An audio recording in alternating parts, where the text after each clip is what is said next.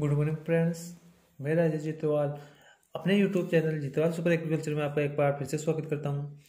आज मैं लेके आई हूँ आपके लिए एक मोस्ट इंपॉर्टेंट टॉपिक जहाँ से एक या दो क्वेश्चन अपने जितना भी कंपटीशन एग्रीकल्चर कंपटीशन होता है उसमें पूछा जा सकता है। मोस्टली एक क्वेश्चन लगभग यहाँ से पूछा जाता है अपनी ड्राई फार्मिंग। ड्राई फार्मिंग का मतलब क्या होता है, किसे कहते हैं ड्राई फार्मिंग। ड्राई का मतलब सूखा, क्या कहते हैं सूखा। शुष्क खेती, शुष्क खेती का मतलब क्या होगा, सूखी खेती।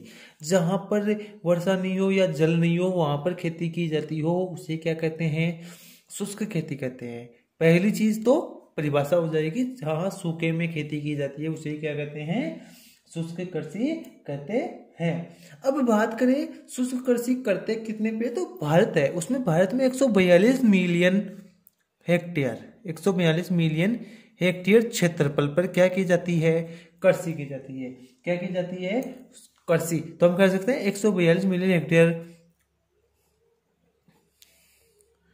शुद्ध बुआई क्या की जाती है, कुल बुआई होती है ना वो कितनी की जाती है, 142 मिलियन की जाती है।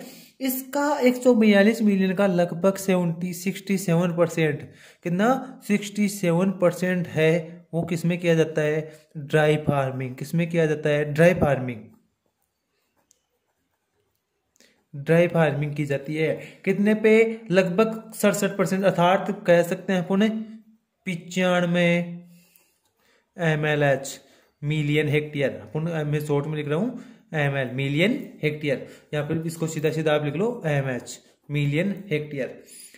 95 मिलियन हेक्टेयर के अंदर जो कृषि की जाती है वो कौन सी, ड्राई फार्मिंग की जाती है। टोटल क्षेत्रफल कितने में की जाती है कृषि, 142, यानी शुद्ध बुआई करते हैं वो 142 मिलियन में करते हैं, उसमें 67% लगभग 95 मिलियन हेक्टेयर तो शुष्क कृषि की जाती है, जो किस पे आधारित होती है, वर्षा पे आधारित होती है। कौन सी, 67% क्षेत्र होती है वो किस पे, रेन पे, किस पे, वर्षा पर आधारित होती है। अब बात करते हैं अपन इसके प्रमुख 4 इंस्टीट्यूट। ड्राई फार्मिंग के प्रमुख 4 इंस्टीट्यूट कौन कौन से हैं, शॉर्ट में बता देता हूँ।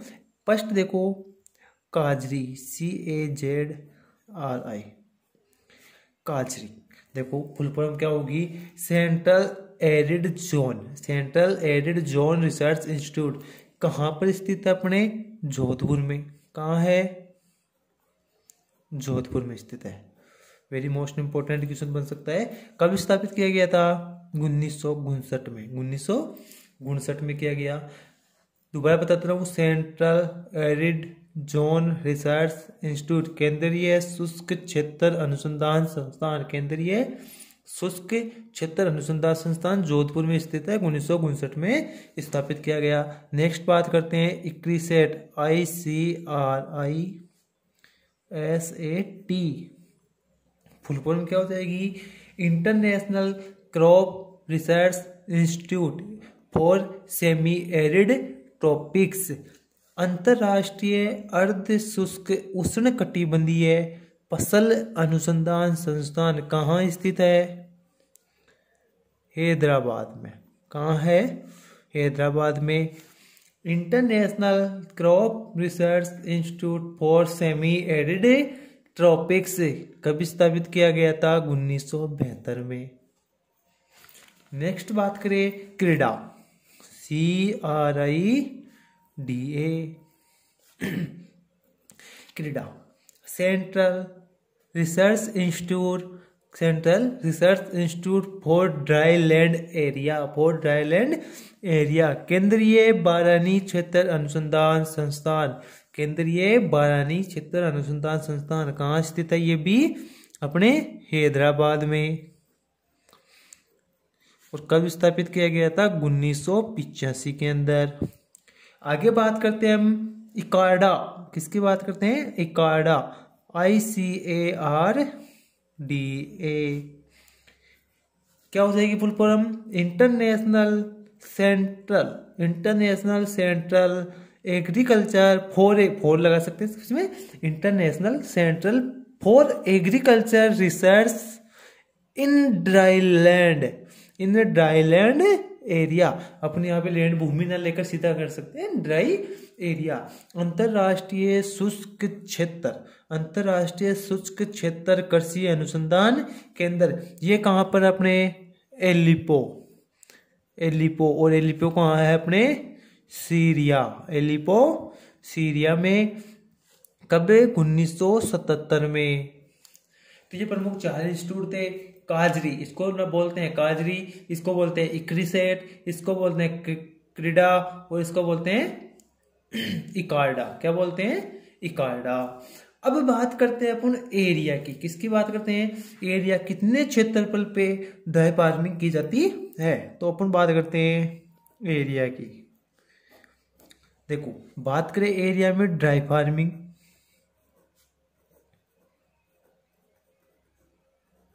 ड्राई फार्मिंग की बात करते हैं, और एक करते हैं अपन इरिगेशन की।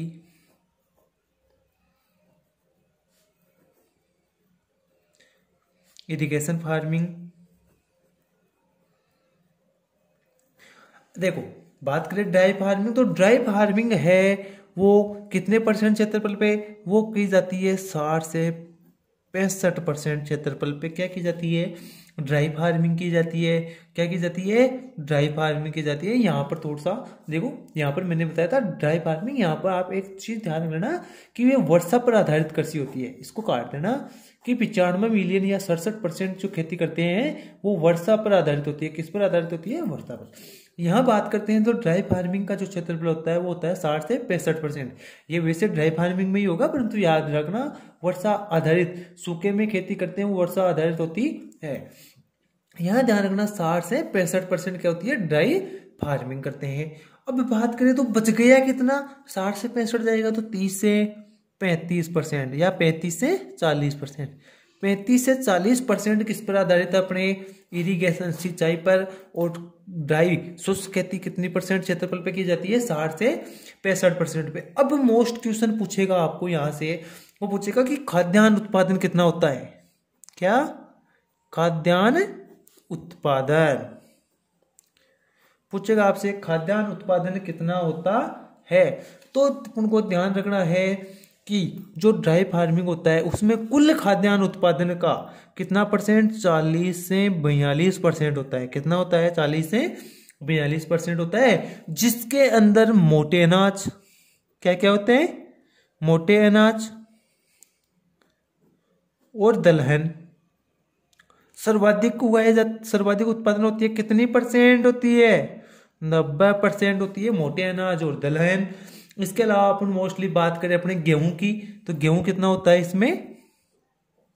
गेहूं अपने हो जाएगा 20%, लगभग 19-20 एवरेज ले आता है। इसके अलावा बात कर लेते हैं अपन चावल की, बात कर ले तो चावल कितना हो जाएगा यहाँ पर? 50%। चावल 50% हो जाएगा। और एक याद रख लेना, यहाँ पर मोस्ट हो जाएगी आपके लिए कपास। क्या आ जाएगी? कपास। कितनी परसेंट करते हैं कपास की? 80%। कितनी परसेंट करते हैं? 80%। अब बात करें तो यहाँ पर 35% तो क्या होती है? क्षेत्रफल में किया जाता है क्या? सिंचाई, सिंचाई से कृषि करते हैं वो 35 से 40% क्षेत्रफल पे की जाती है। अब यहाँ पे पूछे आपको कि खाद्यान्न उत्पादन कितना होता है, तो इसके अलावा जो बच गया वो यही होगा। कितना होगा? 58 से लेकर 60% यहाँ क्या किया जाता है? उत्पादन किया जाता है। अब बात करते हैं अपन वर्षा के आधार पर प्रकार। किसके? ड्राई फार्मिंग कृषि के प्रकार की बात करते हैं वर्षा के आधार पर। वर्षा के आधार पर कृषि के प्रकार, टाइप्स ऑफ फार्मिंग। किसके आधार पर? बेस्ट बेस्ट किसके बेस पे? रेन, वर्षा। किसके बेस पे कर रहे हैं? वर्षा के बेस पे। देखो वर्षा के बेस पे इसको 3 भागों में विभाजित किया गया आधार पे। एक तो बोलते हैं ड्राई फार्मिंग, दूसरा बोलेंगे ड्राई लैंड फार्मिंग,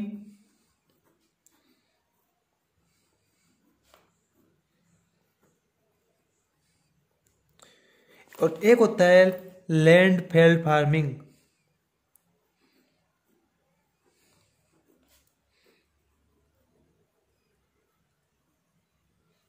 हाँ, देखो ड्राई फार्मिंग, ड्राई का मतलब शुष्क और फार्मिंग का मतलब खेती, तो इसको बोल सकते हैं अपन शुष्क खेती। हिंदी में क्या बोलेंगे? शुष्क खेती। इसमें क्या करना है, लैंड का मतलब होता है भूमि, क्या होता है? भूमि। तो ड्राई का मतलब शुष्क भूमि खेती है, शुष्क भूमि खेती। और यहाँ पर लैंडफील्ड फार्मिंग यहाँ हो जाएगा वर्षा पोषित, क्या हो जाएगा? वर्षा पोषित। यहाँ पर ध्यान रखना, मैंने लिखा नहीं है शुष्क खेती, यहाँ पर शुष्क भूमि खेती हो जाएगी। अब देखो यहां से पूछेगा क्या आपको, यहां से पूछेगा क्या आपको, पहले पूछेगा कि ड्राई फार्मिंग कहाँ की जाती है।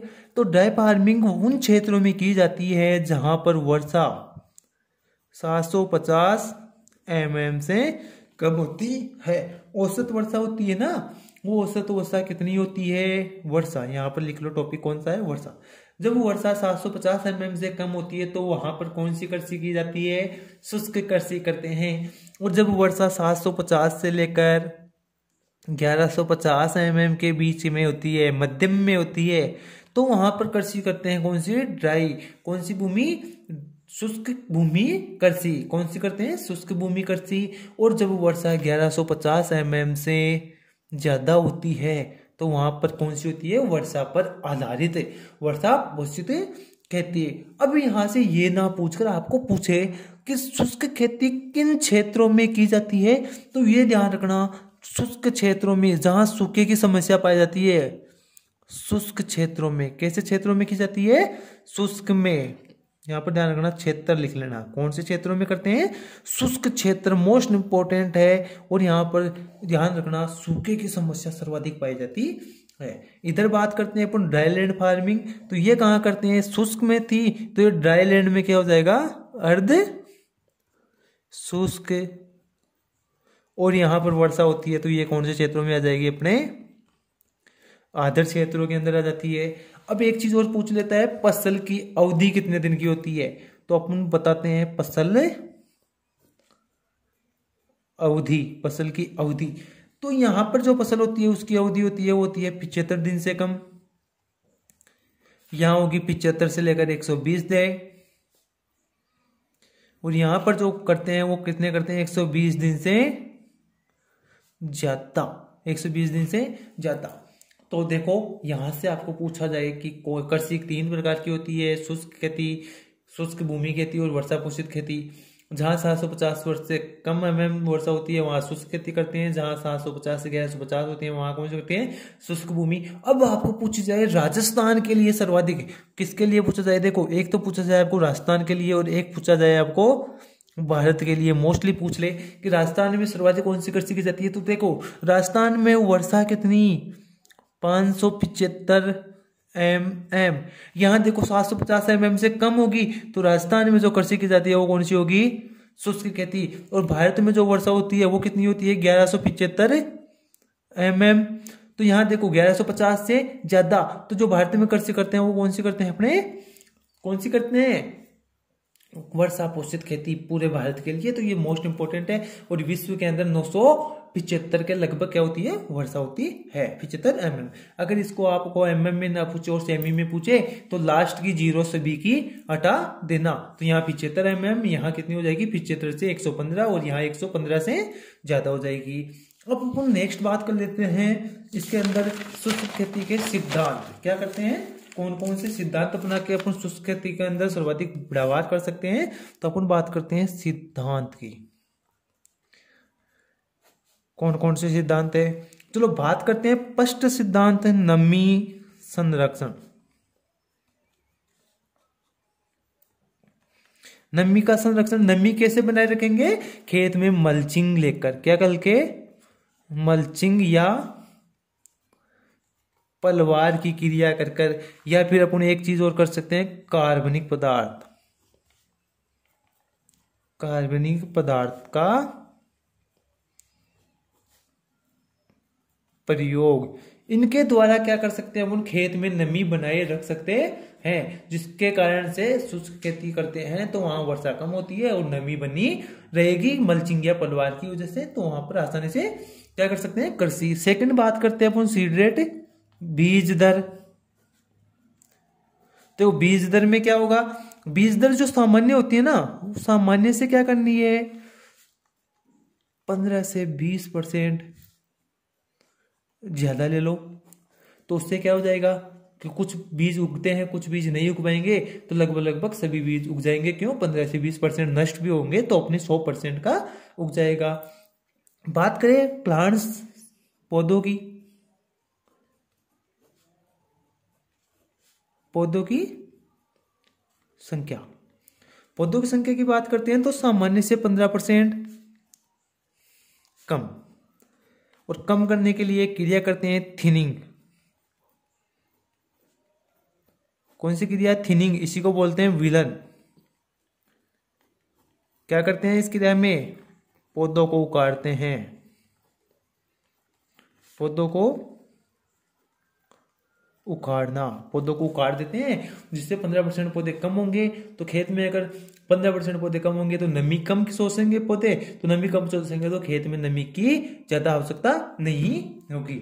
इसके बाद में नेक्स्ट अपन बात करते हैं वाष्पोत्सर्जन को कम करने के लिए। वाष्पोत्सर्जन को कम करने वाली, चलो वाष्पोत्सर्जन को कम करने वाले में फर्स्ट अपन देखते हैं, 4 भागों में विभाजित है, 4 प्रकार के होते हैं ये। फर्स्ट अपन बात करते हैं रंध्रों वाले, स्टोमेटो वाले, रंध्रों को बंद करने वाले। रंध्रों को बंद करने वाले कौन कौन से हैं? तो देखो, एक होता है PMA, phenyl mercuric acetate, phenyl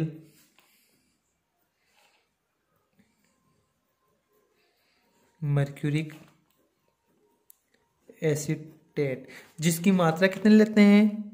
300 से 400 ppm की मात्रा लेते हैं। जो क्या करती है, जो पत्ती होती है, उस पत्ती के ऊपर जो रंध्र होते हैं अपने, जो लीव्स होती है, इस लीव्स पे ये रंध्र होते हैं, इन रंध्रों को क्या कर देते हैं?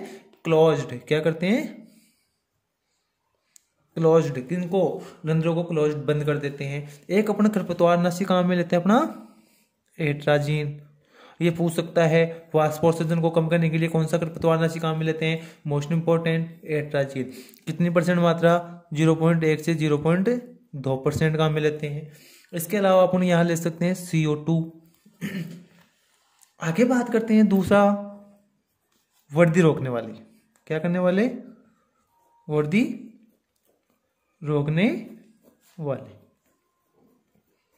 वर्दी रोकने वाले कौन कौन से हैं? ये क्या करता है? उदाहरण के नाम पे देखें, साइकोसेल, साइकोसेल, इसको CCC के नाम से भी जाना जाता है। ये क्या करता है? जो प्रो होता है अपना, प्रो, ये जो प्रो होता है, इस प्रो की वर्दी को तो रोकता है, और जो ये जड़ें होती है, रूट्स, इनकी क्या करता है? वर्दी करता है। इनमें क्या करता है? वृद्धि करता है। बात करें अपन 3 नंबर, हो जाएगा परावर्ती, परावर्ती पदार्थ। परावर्ती पदार्थ का मतलब क्या होता है? जो क्या करते हैं? सूर्य की किरणों को परावर्तित कर देते हैं। सूर्य की किरणों को परावर्तित करने वाले कौन सा हो जाएगा? केवोलिन। कौन सा हो जाएगा? केवोलिन हो जाएगा। इसके बाद में नेक्स्ट अपन बात करते हैं, वो हो जाएगा परत बनाने वाले। परत बनाने वाले कौन कौन से हैं? ये क्या करते हैं? जो लीव्स, अपनी पत्ती होती है, इस पत्ती के ऊपर ये जो रंध्र होते हैं, ये क्या करते हैं? परत बना लेते हैं। क्या कर लेते हैं? परत बना देंगे इसके ऊपर, जिसके कारण से वाष्पोत्सर्जन दर कम हो जाती है। कौन कौन से हो जाएंगे? मोबेलीफ। कौन सा हो जाएगा? मोबेलीफ हो जाएगा। सिलिकॉन, हेक्साडेकानोल,